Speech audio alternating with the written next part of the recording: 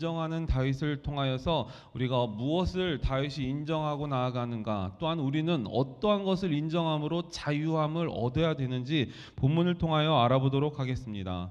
우리는 대한민국에 살고 있습니다. 법치국가이며 또한 법을 준행해야 되는 게 우리들의 마땅한 권리이고 우리들의 마땅한 의무이기도 합니다. 법치국가에 살고 있는 저와 여러분들에게 법은 어떠한 일을 하고 있을까요? 바로 법의 이행입니다. 이행, 행동해야 되는, 법을 지켜야 한다는 거예요. 또한 불법을 하였을 때는 법의 심판이 있는 것입니다. 민중의 지팡이인 경찰관도 마찬가지입니다. 경찰도 그런 역할을 하고 있는 것이죠. 법을 지키는 데 도움을 주고 또한 불법하였을 때는 불법한 자를 데려다가 법의 심판을 받게 하기 위함이라는 것입니다. 그런데 법이란 것과 경찰이 그런 이유로만 존재하는 것일까요? 한 가지 중요한 것은 예방에도 목적을 두고 있다는 것입니다. 법에 엄중한 벌이 있는 것을 알기에 우리는 준법 정신에 입각하여서 법을 잘 지키려 합니다. 혹여나 신호등 아니면 신호위반 또한 여러 가지 소소한 그 법까지도 잘 지키고 나아가는 저희들 되길 바랍니다. 경찰관들은 순찰을 돌면서 예방을 하게 됩니다. 그 경찰관이 돌면서 범죄가 일어나지 않도록 예방을 하게 된다. 오늘 본문도 이렇습니다. 하나님의 말씀에 심각한 죄를 지은 다윗은 금식하며 기도하며 애통합니다. 왜요? 자신의 아들이 죽었기 때문입니다. 그럼에도 불구하고 자신의 아들이 7일 만에 죽은 것을 알고는 그 자리에서 일어나 음식을 먹고 다시 왕의 업무를 보게 됩니다. 그렇습니다. 다윗은 죄에 대해서도 징계에 대해서도 자유함을 얻은 듯 해보입니다. 오늘 본문을 통하여 우리가 배우고 바라보아야 하는 다윗의 자유함은 무엇인지 깨닫는 오늘 이 시간 되길 소망합니다. 다윗은 우리아의 아내인 밧세바를 취하고 그의 남편을 악의적으로 살인하게 만듭니다. 이에 하나님은 그의 잘못에 대하여 나단 선지자를 통하여 통보하게 됩니다. 바로 밧세바와 사이에서 난 자를 하나님은 치신다고 하셨습니다. 이제 본문에서 하나님의 징계는 시작하였습니다. 아이를 여호와께서 치심에 하나님의 공의의 심판이 즉각 시작되어지고 있다는 것입니다. 오늘 본문 가운데 심히 앓는지라라는 단어가 기록되어져 있습니다. 이 심히 앓는지라라는 뜻은 이미 치료가 불가능한 상태를 이야기하다는 거예요. 이미 죽을 수밖에 없다는 병에 걸렸다는 뜻이죠. 이 중병은 하나님께로부터 왔으며 인간으로는 이를 해결할 방법이 없다는 것을 이야기하고 있습니다. 하나님께서는 다윗에게 직접 질병을 주지 아니하시고 밧세바와의 간음으로 인해 태어난 아들이 중병에 들게 하였다는 것입니다. 이는 다윗에게 있어 자신이 병든 것보다 더 큰 고통이었을 것입니다. 여러분들 자신의 죄로 인해서 나의 자녀들이, 나의 가족이 고통을 받는 거 가능한가요? 저는 용납하지 못할 것 같아요. 이해하지 못할 것 같아요. 그리고 그러한 고통으로 인해 다윗의 범죄의 열매는 쓰디쓰다는 사실을 다윗은 배우게 되었습니다. 이에 다윗은 하나님께 간구합니다. 기도한다는 뜻이에요. 16절을 같이 한번 읽어보겠습니다. 16절 시작. 다윗이 그 아이를 위하여 하나님께 간구하되 다윗이 금식하고 안에 들어가서 밤새도록 땅에 엎드렸으니. 어떻게 기도하고 있습니까? 금식하고 골방에 들어가 밤새도록 땅에 엎드려 기도했다고 기록하고 있습니다. 우리는 여기서 다니엘의 기도를 떠올리게 됩니다. 알고도 기도하였더라. 다니엘 6장 10절엔 이렇게 이야기합니다. 같이 있습니다. 시작. 다니엘이 이 조서에 왕의 도장이 찍힌 것을 알고도 자기 집에 돌아가서는 윗방에 올라가 예루살렘으로 향한 창문을 열고 전에 하던 대로 하루 3번씩 무릎을 꿇고 기도하며 그의 하나님께 감사하였더라. 아멘. 다니엘의 기도도 마찬가지였습니다. 골방에 들어가서 늘 하던 대로 여호와를 향하여 창문을 열고 무릎을 꿇고 기도하였다는 거예요. 그리고 하나님께 감사하는 믿음의 다니엘의 모습을 보면서 기도의 본으로 삼고 저와 여러분들도 그런 모습으로 기도할 수 있는 저희들이 되길 바랍니다. 다윗이 그렇게 기도하였다는 거예요. 다윗도 오늘 마찬가지로 기도하였습니다. 다윗은 진심으로 회개하고 하나님을 향하여 돌아섰음을 보여줌과 동시에 그의 자신의 사랑하는 아들을 위하여 겸손한 마음으로 간곡하게 기도하였음을 보여주고 있다는 것입니다. 다윗의 모습을 통하여 하나님 앞에 자신의 죄를 인정하는 모습을 가감없이 보여주고 있습니다. 자신의 죄로 인해 하나님의 징계임을 다윗은 고백하고 있다는 것입니다. 다윗은 한 나라의 왕이었기에 중풍에 걸린 자기 아들을 위해서 어떠한 의술이건 또한 어떠한 특효약이든 사용할 수가 있을 것입니다. 제가 엊그저께 어느 상점에 들려서 이렇게 물건을 산 게 있습니다. 홍삼 이렇게 판매하는 그런 업체에 갔는데 사업장에 가보니까 이 환 같은 게 되어 있는데 금액을 제가 잘못 본 줄 알았어요. 100만 원이 넘어가는 환이 이렇게 있더라고요. 그래서 물어보니까 환 하나에 몇십만 원씩 한다는 거예요. 그런 걸 먹으면 건강해지겠죠?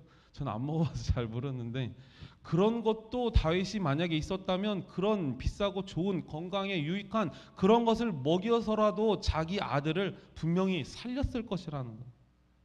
하지만 그렇게 하는 것은 하나님과의 관계없는 것으로 여기는 기만행위라 생각했을 것입니다. 다윗 본인이 생각해요. 다윗은 겸허히 받아들이고 하나님께 간구하며 기도하였다는 것입니다.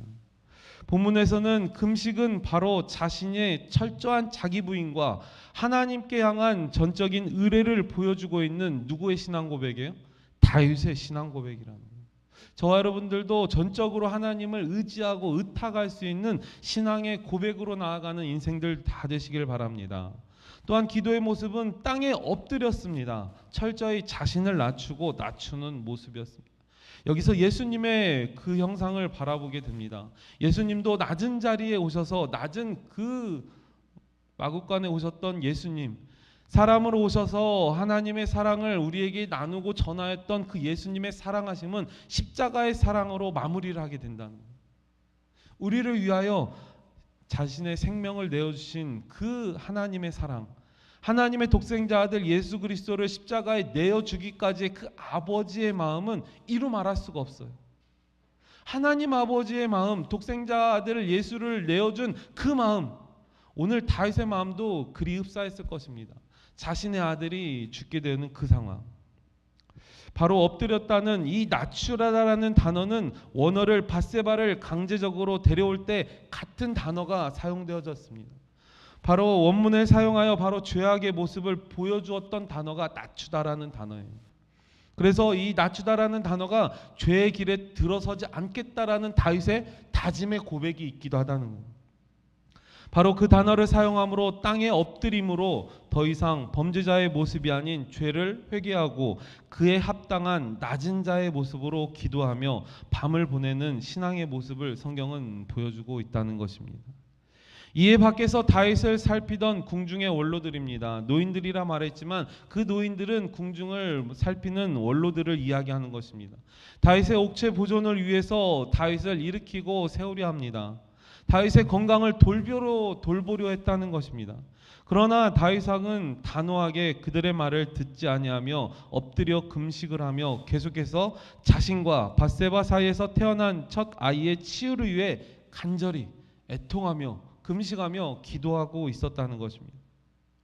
이제 하나님의 심판이 반드시 성취되고자 만다는 사실을 확실히 증명해 주는 대목입니다.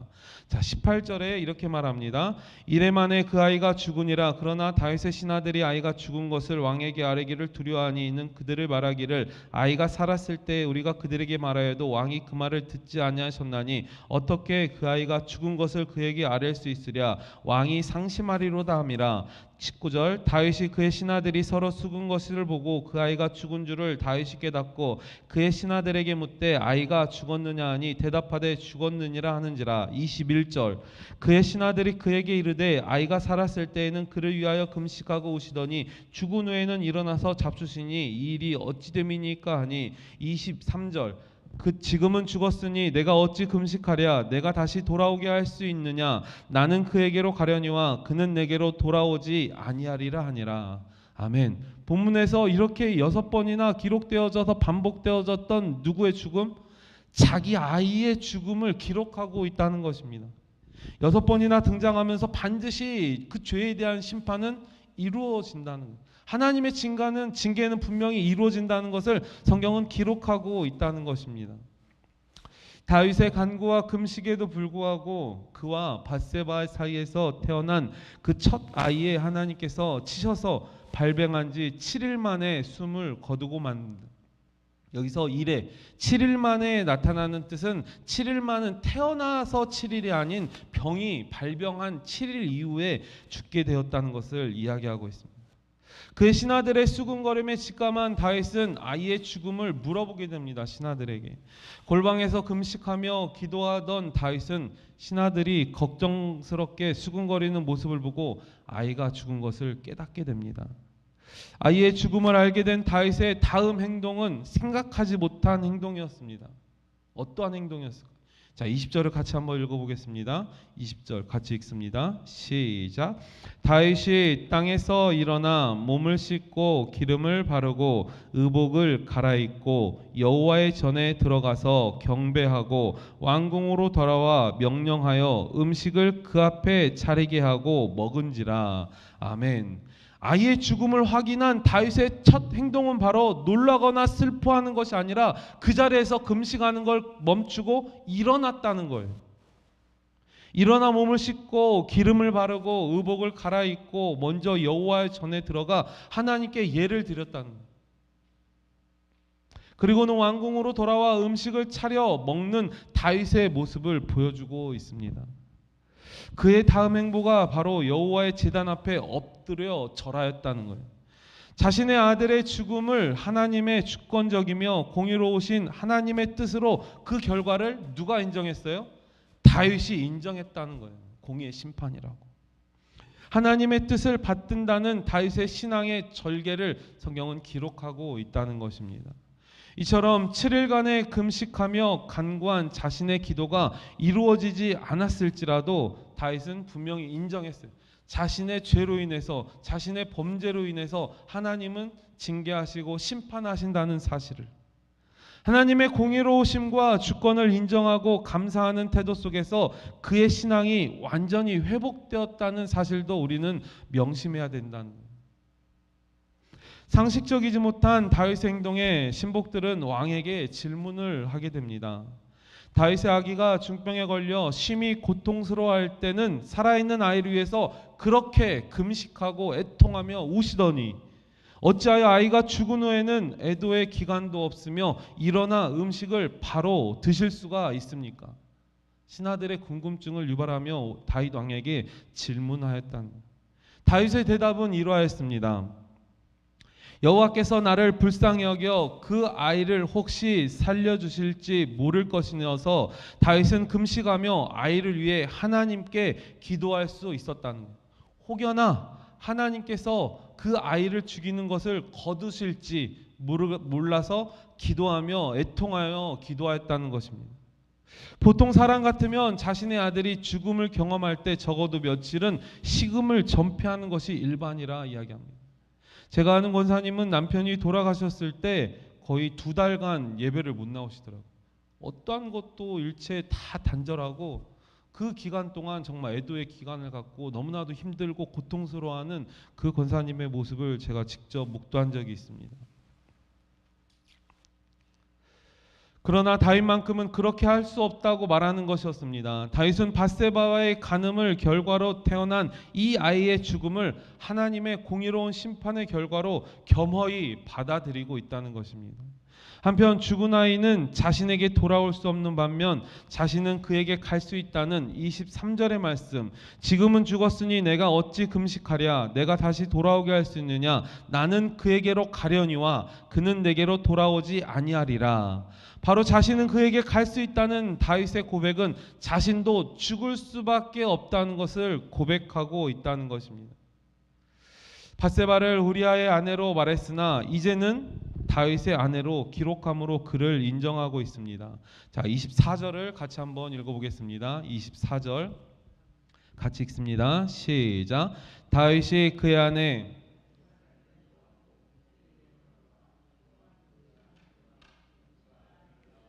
그의 이름을 솔로몬이라 하니라. 여호와께서 그를 사랑하사. 아멘. 드디어 밧세바를 다윗의 아내로 인정하고 있다는 것입니다. 그래서 다윗은 밧세바를 위로하고 동침하게 됩니다. 동침으로 인해 아이를 낳게 되는데 아이의 이름을 무엇라 진다고요? 솔로몬이라 진다고. 솔로몬의 뜻은 바로 샬롬, 화평, 평강, 평화라는 뜻인 것입니다. 다윗과 밧세바 사이에서 계속해서 아들이 태어난 것은 하나님과의 관계가 회복되었음을 성경은 명시하고 있다는 것입니다. 역대상에서는 오늘 본문에 대해서는 첫 아이가 죽고 그 다음에 솔로몬을 이야기하고 있지만 원래 성경 가운데서 기록된 역대상에서는 다윗과 밧세바에서 태어난 아들이 있었고 그 중에 솔로몬이 몇째라고요? 넷째라는 것을 역대상에선 기록하고 있습니다. 솔로몬의 잉태와 탄생이 죄범한 다윗에 대한 하나님의 용서와 회복을 의미하고 있다는 것을 성경은 기록하고 있습니다. 또한 선지자 나단을 보내어 솔로몬을 여디디아라는 여호와의 사랑받는 자란 이름을 직접 지어주십니다. 25절에 이렇게 말하고 있습니다. 선지자 나단을 보내 그 이름을 여디디아라 하시니 이는 여호와께서 사랑하셨기 때문이더라. 아멘. 여호와의 사랑을 받은 자 여디디아, 바로 솔로몬을 이야기하고 있다는 것입니다.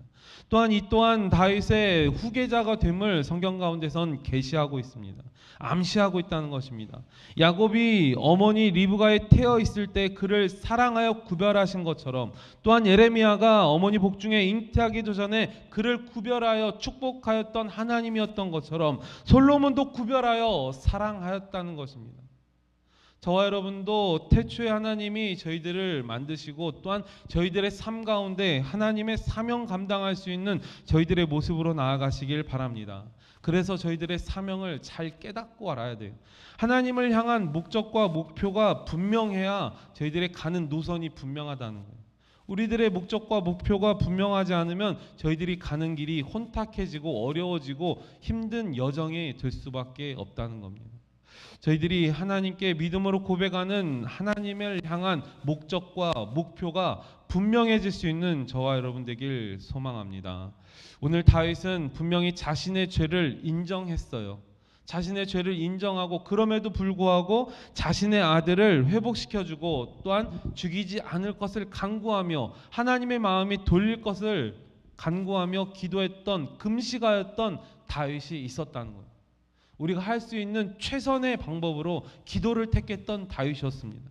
그럼에도 불구하고 다윗은 철저히 깨닫게 됩니다. 하나님의 징계와 하나님의 심판, 죄로 인한 범죄로 인한 하나님의 심판과 징계는 분명히 이루신다는 하나님의 명령의 말씀을 다윗은 깨달았다는 거예요. 그렇다면 다윗은 무엇을 자유함을 얻었을까요? 죄로 인한 자유함을 얻게 된다는 거예요. 죄를 인정함으로 죄에 대한 자유함을 얻게 됩니다. 여러분들, 죄는 드러나야 알 수 있다는 거예요. 여러분들, 죄가 드러나야만 하나님께 고백할 수 있다는 것입니다. 내가 죄를 인지해야만 죄를 고백하고 회개할 수 있다는 거예요.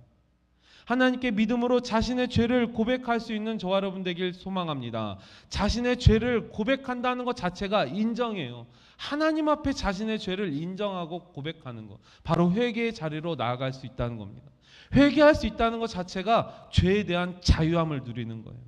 그 어떤 것의 자유함을 저희들은 누려야 되냐? 바로 다윗이 고백하고 나아갔던 것처럼 죄의 자유함을 누릴 수 있는 저희들 되길 간절히 소망합니다. 이제 말씀을 정리하도록 하겠습니다. 저는 저희 막내 이야기를 잠깐 하려 합니다. 막내가 중학교 시절을 어느 날이었습니다. 전화가 저에게 왔습니다. 막내가 울먹이면서 저에게 전화를 하고 있어요.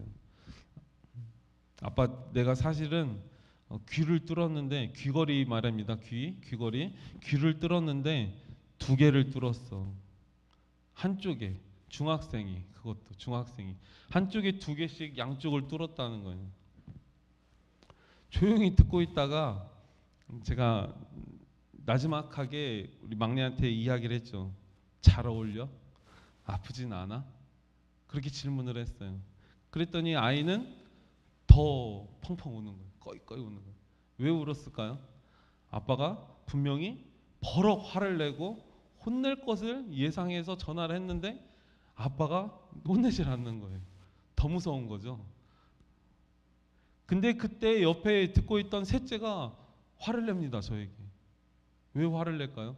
아빠, 아니 어떻게 막내라고 해서 귀뚫었는데, 학생이 귀뚫었는데 혼내질 않고 잘 어울리냐고, 아프지 않았냐고 어떻게 그렇게 물어볼 수가 있어? 저에게 도리어 더 화를 내는 것입니다. 제가 셋째에게 그랬죠. 슬아, 막내가 진이가 뚫은 귀를 너가 막을 수 있을까? 물어봤어요. 셋째의 마음은 그랬을 거예요. 자신이 했으면 혼냈을까. 또한 언니들과 비롯하여 이 딸들에게 혼냈을 법한 그런 일들이 있음에도 불구하고 아빠가 혼내지 않고 그렇게 넘어가는 그 모습을 보면서, 또한 그 과거를 돌이킬 수 없음을 인정할 수 있게 되므로 막내는 더 혼란스럽고 더 힘들었을 거예요. 그리고 그 이후에 근 한 달 동안 속상해했었다고 합니다. 이거는 후설인데 그랬는지 안 그랬는지 모르겠지만 지금은 잘 다녀요. 지금 고3이라. 우리의 자녀들을 혼내고 엄하게 키우는 이유는 그 어떤 것으로의 방어와 예방에 있다는 것입니다. 제가 아무리 말씀으로 양육하고 우리 아이들을 키운다 할지라도 그들 가운데서 말씀대로 따라오지 못하는 그 환경에 있을 때 혼을 낼 수도 있어요. 그럼에도 불구하고 과거를 돌이킬 수 없는 것은 바로 과거가 있기에 현재가 있고 현재에서 미래를 바라볼 수 있다는 것입니다. 다윗이 오늘 그랬습니다.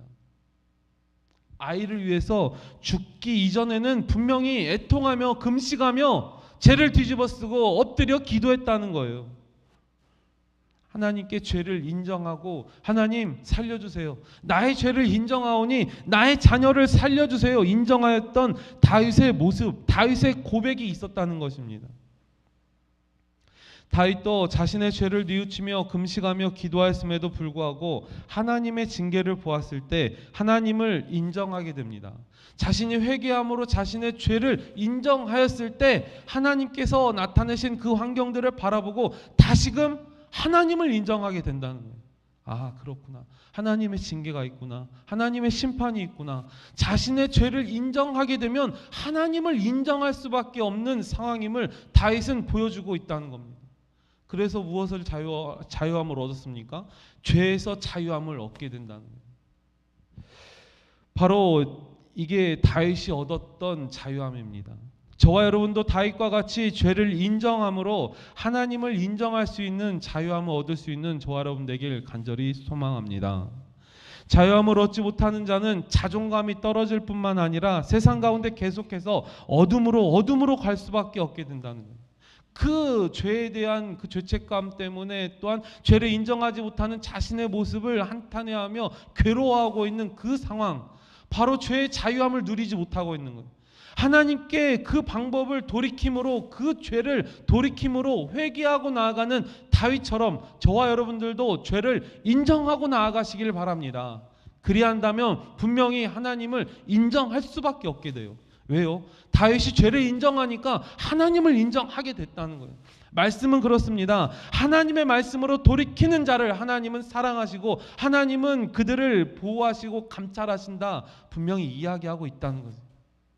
저희들의 인생 가운데 어떠한 죄가 있던, 어떠한 징계가, 어떠한 모습들이 있건 간에 하나님께 죄의 모습으로 나아가지 아니할 수 있도록 저희들의 삶을 말씀 가운데 세워 나아가는 저희들, 그럼에도 불구하고 저희들 악한 유혹에 빠져넘어가 사단의 유혹에 넘어가서 죄를 진다 할지라도 그 죄의 길을 다시는 돌이키겠다 회개하는 그 마음으로 죄를 인정할 수 있는 저와 여러분 되시길 바랍니다. 그렇게 죄를 인정한다면 하나님을 인정할 수밖에 없게 된다는 거예요. 오늘 우리가 말씀을 통하여서 바라본 것처럼 다윗이 죄를 인정하고 하나님을 인정하였던 것처럼 하나님을 인정하고 죄를 인정함으로 진정한 믿음의 자유함을 누리는 저와 여러분 모두가 되시길 간절히 소망합니다. 기도하겠습니다.